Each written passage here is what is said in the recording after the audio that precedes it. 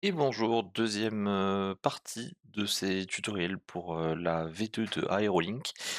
Donc après s'être inscrit, après avoir téléchargé pardon, le tracker, eh bien, il nous faut un avion pour pouvoir voler. Donc pour ce faire, vous avez trois options.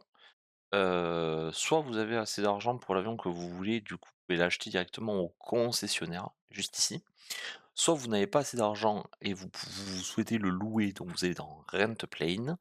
Soit vous avez un peu de chance et vous tombez sur une annonce un peu sympa sur Le Bon Coin. Donc ça, c'est quand un utilisateur revend son avion et donc il est libre un petit peu de mettre sa fourchette de prix, plus ou moins élevée en fonction du prix neuf de l'appareil. Hem, voilà, donc ça peut des fois, il peut y avoir des petites affaires qui se glissent, donc n'hésitez pas à les consulter de temps en temps. Côté concessionnaire, bah, c'est très simple, là. Admettons que j'ai envie d'acheter, pardon, ce magnifique DA42 Twin Star qui vaut, 500 000 AOK et bah, je clique sur acheter.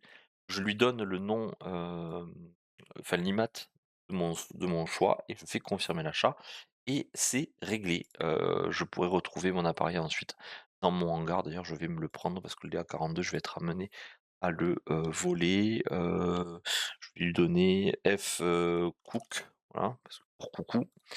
Hop, et donc là, je vais dans mon hangar et j'ai bien le F cook qui est dispo, et que je peux, manager. Ça, je reviens tout à l'heure. Admettons, je veux, rent a plane, je veux louer un avion, bah, c'est le même principe. Admettons, j'ai besoin de louer, je sais pas, un station, X et louer, je sélectionne la durée, donc soit un jour, soit une semaine, soit un mois. Les tarifs sont progressifs forcément en fonction de la durée, vous vous en doutez.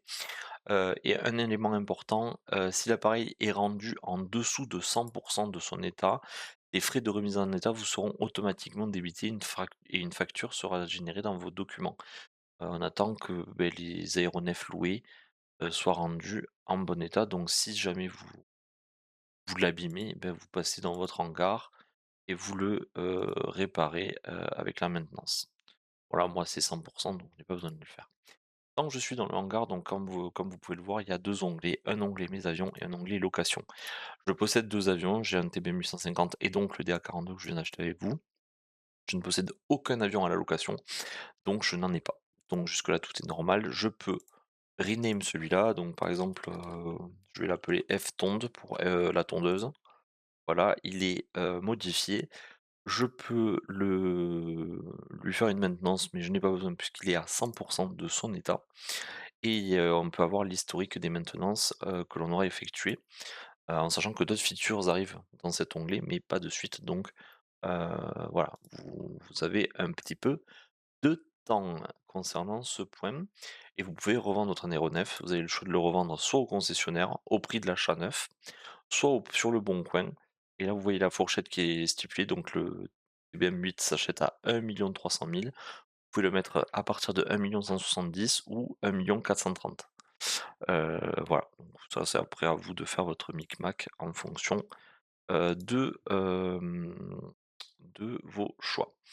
Voilà, donc ça c'était pour la partie, acheter ou louer un avion pour pouvoir commencer à voler avec Aerolink. Merci à tous d'avoir regardé cette vidéo, j'espère qu'elle vous aura été utile et à la prochaine. Ciao, ciao.